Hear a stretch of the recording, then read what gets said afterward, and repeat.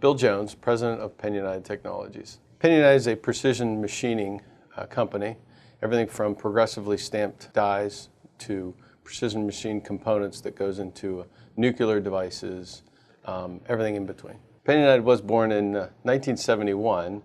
It was a dream that Chuck, Bob, and Carl had just to create a company better than the one they left. As they created it in '71, actually went through a couple of rough years, as all companies do starting out. And then he recognized that they wanted the employees to actually have an ownership in the company. So then they created the ESOP 3 years in. We've been directly impacted by the poorly negotiated trade deals. Back in 2000, we had a lot of business actually leave and went overseas. Some of our larger customers felt that they had to do that to keep them in the best business standings as they could be. But what it was a direct impact to these trade deals. And as they started moving all their product overseas for lower wage, it has a direct impact on us here at Penn United. We went from 700 employees down to 500 at one point. And that's a huge impact because it's not only an impact to those 200 employees, it was an impact to the community. And to sit there and look at some of the employees in their eyes when you're telling them that our jobs are leaving and there's nothing we can do, that's a terrible feeling.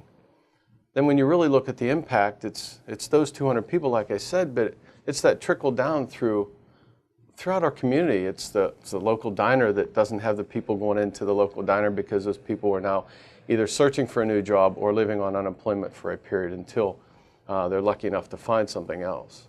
As we look at our numbers over the years, we have found that if we would have had better trade deals and if we would have lost less jobs to overseas competitors, I understand the competitiveness that we need to have within our walls of this country.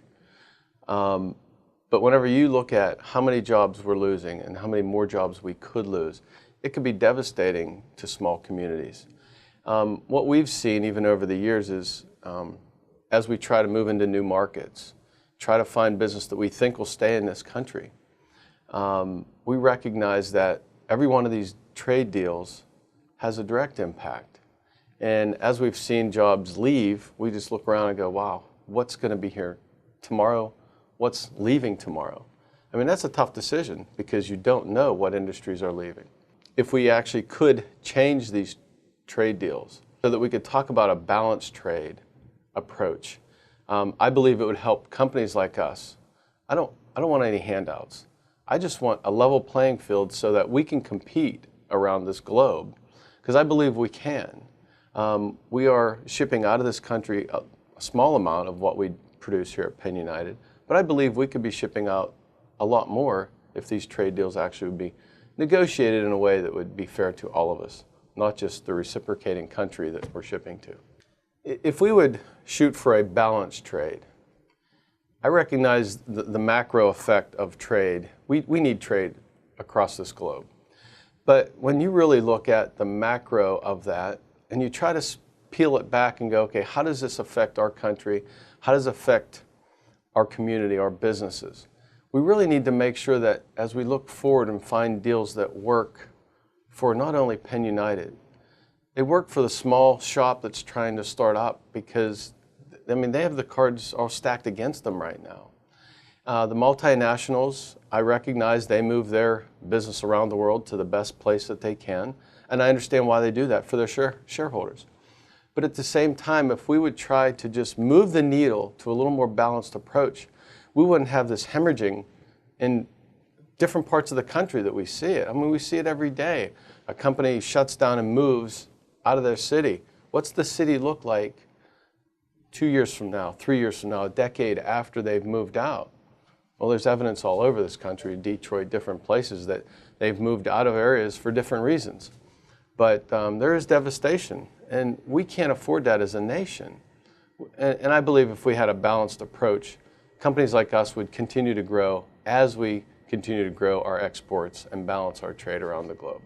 The Coalition for Prosperous America is an entity that actually works across both Republicans and Democrats. We're an organization that actually reaches out to find the high middle ground, the common good, to actually fix our trade in a way that it's not a Republican and Democrat issue. And this is one thing that does frustrate me, that we got off on tangents and we talk about these polarization of the country, but this is actually an issue that we need to come together on. And I've seen that the Coalition for Prosperous America has done that. I've been in meetings in D.C. where I've been sitting in Republican office and Democrat offices, and they actually are amazed that we are trying to work together for the common good of the country. And that's where we've gotten people to actually sign on to agree with where we're trying to move these trade deals. We have been involved with the CPA since its inception, and it's a great organization, and it's something I'm very proud of.